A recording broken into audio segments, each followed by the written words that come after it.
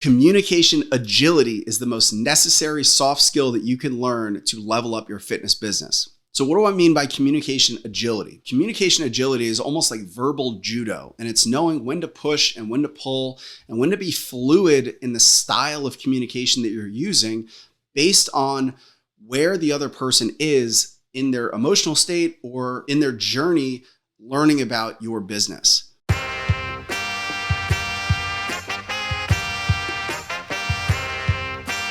I'm going to specifically talk today about the communication agility needed when you're differentiating between marketing language and sales language. And just to use those terms in a really broad manner, when I talk about marketing language, I really mean the language that is used before they are a client of yours or before they have signed up for whatever specific thing you're trying to sell. What I mean by that is marketing language is still in play during parts of their journey with you as a client.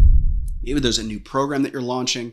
Maybe there's a referral program that you're running where you're trying to market the need for a referral. It's a little bit nuanced when I talk about sales and marketing language, but I think as I go through, you're going to have a better understanding. Sales language is going to be in the one-on-one communication when you're selling them on what they need to believe in themselves to sign up. And make no mistake about it, every conversation is a sales conversation because you're either selling them on you being the solution to their problem or you're selling them on them having the confidence in themselves to take part in it. So I'm going to give you very specific and tactical language tricks that you can use in either marketing language and sales language. And you have to use that verbal judo to know when to adjust the approach that you take in communication. So first, let's talk about marketing language. So when you're marketing, you're typically speaking to people outside of in-person communication. So think about the state of mind that they're in. People are scrolling social media, they're reading their email, maybe they come across a video of yours or a billboard. They are usually in a safe space where they feel in total control over their behavior. So they have this feeling of autonomy, which is very empowering. In that state, in that marketing state, they are very receptive to more clear and concise and concrete messaging. So you want to capitalize on that by making your messaging very clear, compelling, and convincing. So you can be more aggressive in marketing language because they're in a more receptive state. It doesn't feel like they're having somebody jam it down their throat because they are the one choosing to read it. This is a really important concept and why you can get away with, and you should get away with, more aggressive and more assertive language in your marketing. Because the truth is, especially in the fitness industry, there are snake oil salesmen out there that will sell anything, any kind of magic pill that they feel like is going to take money out of people's pockets. And if you're not willing to play that game even a little bit, you're going to get left behind. Because if you're not willing to make the aggressive claim or speak in really clear and concrete language, somebody else will, and they're going to earn the business, and they're not going to do as well of a job as you will. And you know that. And the personal trainer graveyard is filled with trainers that can't get out of their own way and play the marketing messaging game. So what do I mean by marketing messaging? So in your marketing messaging, you have one goal, and that one goal is authority.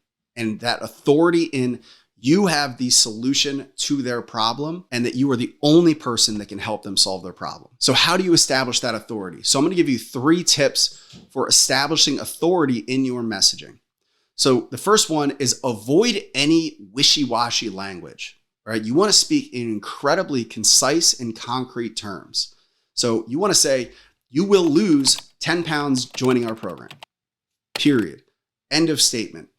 You don't want to use more nuanced and wishy-washy language like, well, it depends how hard you work or what you do outside the gym. Don't be afraid to be more aggressive in your statements because there are other people out there that are selling snake oil that are making those statements, and you have to compete with them. Number 2, speak incredibly confidently. If you follow this program, you will lose weight. If you join this program, you will hit a PR within 3 weeks. That confidence is going to equate to people feeling, well, if he's that confident, he must be true, because he probably wouldn't speak that confidently if he wasn't really sure of it. And that's how you can use speaking with certainty and speaking with confidence to establish that authority. So the last way that you can establish authority, and this is something that taps into something deeper in psychology, is using things like alliteration. So when you're naming your products or when you're promoting a product, it should sound like it rolls right off the tongue and it is really easy to mentally digest. Because when something is really easy to mentally digest for an individual, they conflate the ease of understanding with the ease of doing business with and the ease of work. It's this amazing thing where the brain processes, well, that was really easy to understand, so it must be really easy to do, or the result must be really easy to get. So using alliteration is really compelling in a way to make it roll off the tongue and make it sound really easy to understand. So alliteration is where you take multiple letters of a name or title. The first letter should be all the same or at least sound the same. So the Super Sexy Summer Slim Down Challenge works that understanding of alliteration. It sounds really good. It rolls off the tongue and people are going to absorb it and digest it in a way that conflates that to easy to work with and easy to get results. Not being afraid to, even if it's a little cheesy, using those tools of alliteration and speaking and writing poetically to market your message. So if you can speak incredibly concretely, concisely, consistently, and confidently in your marketing messaging, you will get clicks and you will beat the competitors to get people in the door. Now, once you get people, quote unquote, in the door, because again, a lot of these people may already be customers that you're trying to get to sign up for a new program or a new challenge. Now we want to switch into sales language and sales messaging. Now, what's the difference between sales messaging? Where marketing messaging, the goal is to build authority. Sales messaging, your goal is to make them the authority and build them up to be bigger, because you are essentially selling them on their confidence in themselves to achieve the result. They've already determined by coming through the door that you have the solution to their problem. But now that you're face to face, you're triggering sales resistance. When you're face to face, there is a confrontational feel and people are going to look for any reason to not sign up with you because maybe they feel fear, maybe they feel like you're being pushed, or that autonomy of decision-making is stripped because now they're not in the safety of their home scrolling their social media, but they're face-to-face with a quote-unquote salesman. Now you need to change and use that verbal judo to, instead of push with aggressive messaging, pull what they want and make the decision theirs to make. So the first way that you can do this is by being purposely vague in your language. And this is actually a tip from my hypnotherapy training, is because everybody has a story in their head or an image in their head of the solution to their problem. And they have very specific words and language and very, very specific nuances that unless you know them, you don't even want to take a stab at guessing what they are. So by being purposely vague, you abstract your language enough so that it fits into any story that they may have. So let me explain that a little bit further. So if a client comes in, they typically are not giving you all of the information because again, there's sales resistance. They have somewhat of a defense mechanism up. In their head, they know they want to lose weight, not fat. They want to lose weight because that's what they know, and their knees are killing them. When you're in a sales conversation, you are trying to sell them on this program and you're saying, hey, this program's going to be amazing. We're going to do incredibly high intensity workouts and you're going to melt fat off of your body. Internally, you just showed them a picture that doesn't align with theirs because they want to see weight, not fat, go down, and they're worried about their knees. And you just told them they're going to lose fat, which they don't really understand what that means. And high intensity sounds like high impact and their knees are going to kill them. You just painted a really clear picture that didn't align with theirs, and there's going to be a little resistance there. So how can you be vague in your approach and your language? So you should change it to, well, listen, we find that most people joining our program, we can solve most of their fitness problems. So why don't you tell me a little more about yours? So instead of saying, I'm going to help you lose fat in the sales conversation, or you're going to lose 10 pounds, I'm saying, we can help you solve most of your problems. And that's how you be purposely vague so that their specific picture fits into the language that I'm giving. So remaining purposely vague long enough until you do know exactly the language and the words that they're using so that you can start to sprinkle it in. So next is where in marketing, you want to be very concise and very confident and clear. In sales, you want to be a little more wordy and a little more careful and soft in your approach. And there's an incredibly powerful language pattern that I'm going to teach you right now that all of the top therapists and psychologists use to help get transformations out of their patients. And it's called the elicit, provide, elicit language pattern. And it's developed from motivational interviewing, which I'm certified in.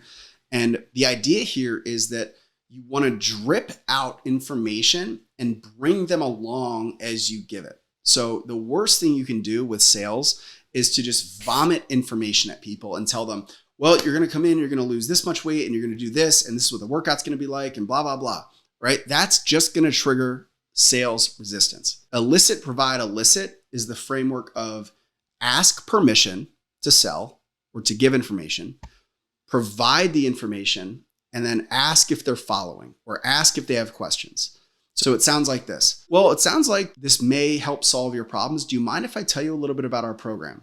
That's eliciting permission. They say yes. So now you've psychologically reduced their barrier or their defense mechanisms because they have given you permission. And you're going to say, well, listen, most people do our personal training program 2 days a week. Does that sound reasonable for you? So you dripped out a tiny bit of information and now you're asking if they're following, right? I didn't give a 2 days a week personal training, meal prepping, body composition scans, accountability, all this. That's way too much. And they say, yeah, that sounds super reasonable. Great. And we do a little bit of meal prepping. So we show you how to meal prep and exactly what you should be eating. Is that something that you're looking for? You're acknowledging, you elicit permission to sell, give information, and you're asking if they're following along.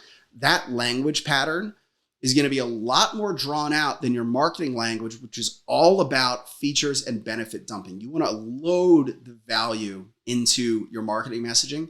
In sales, you want to be a lot more tactical in dripping out that information and making them build up those yes sets and saying, yes, I do want that. Yes, I want that too. Yes, I want that too.